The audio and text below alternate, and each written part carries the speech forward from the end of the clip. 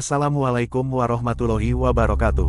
Berikut ini ada sebuah kisah penuh hikmah dan bisa kita ambil banyak pelajaran darinya, yaitu kisah tentang seorang buta yang diantar ke masjid oleh iblis. Berikut kisah selengkapnya. Pemuda yang dimaksud bernama Abdullah bin Umar bin Syurai. Dia buta sejak lahir dan orang-orang memanggilnya Abdullah bin Umi Maktum. Meskipun dia buta, dia tetap rajin menimba ilmu tentang Islam dan bahkan selalu pergi ke masjid setiap hari untuk sholat berjamaah. Suatu hari, Abdullah datang kepada Rasulullah meminta izin tidak bisa pergi sholat berjamaah karena tidak ada yang menuntunnya ke masjid. Abdullah berkata, "Wahai Rasulullah, bolehkah aku meminta keringanan untuk tidak mengikuti jamaah sholat subuh?" Rasulullah kemudian berbalik bertanya, "Apakah engkau mendengar azan?" Abdullah menjawab, "Ya." Rasulullah pun berkata, "Jika begitu maka tidak ada alasan bagimu untuk meninggalkan sholat berjamaah." Abdullah terdiam, kemudian menuruti perintah Rasulullah. Dia lalu berjanji untuk tetap istiqomah datang ke masjid sholat berjamaah. Setelah perkataan Rasulullah itu, Abdullah kemudian pergi ke masjid sendirian. Saat berjalan, dia tersandung batu dan jatuh tersungkur hingga kepalanya berdarah. Abdullah mengusap darahnya yang mengalir lalu berdiri kembali melanjutkan perjalanannya. Kesakitan yang dia rasa bukan penghalang untuk pergi ke masjid sholat berjamaah. Tiba-tiba terdengar suara seorang pemuda menawarkan bantuan. Pemuda itu menawarkan diri menuntut Abdullah ke masjid dan bahkan menungguinya lalu mengantarnya kembali pulang. Abdullah merasa bersyukur dan berpikir Allah telah mengirimkan penolong untuknya. Pemuda itu bukan hanya mengantar Abdullah sekali tetapi setiap hari.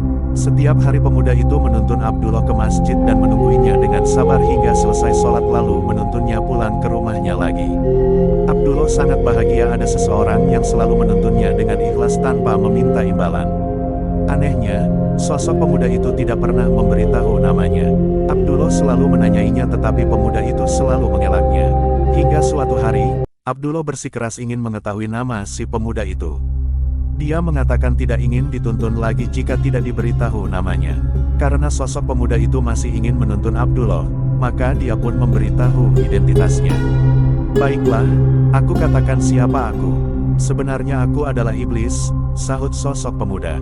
Abdullah heran dan mengapa iblis menolongnya. Dia berkata bukankah pekerjaan iblis adalah menghalangi kebaikan, tetapi iblis ini malah menuntunnya setiap hari ke masjid sholat berjamaah. Iblis itu pun berkata, "Masih ingatkah engkau saat pergi ke masjid lalu engkau tersandung batu dan berdarah? Aku mendengar malaikat mengatakan bahwa separuh dosamu telah diampuni karena hal itu. Aku tidak mau engkau terjatuh lagi hingga habislah dosamu diampuni semuanya." Abdullah tercengang, ternyata sosok pemuda yang dikira baik hati adalah iblis yang tidak rela jika dosa-dosanya diampuni semuanya oleh Allah. Demikian kisah tentang seorang buta yang diantar ke masjid oleh iblis. Iblis yang dengan segala tipu dayanya berusaha menggelincirkan manusia dari jalan Allah dan berusaha menghalangi setiap langkah manusia di jalan Allah. Sesungguhnya iblis dan syaitan adalah musuh yang nyata bagimu. Semoga kisah ini bermanfaat, dan semoga kita senantiasa berada dalam lindungan Allah dari godaan syaitan yang berikut. Amin ya robbal alamin.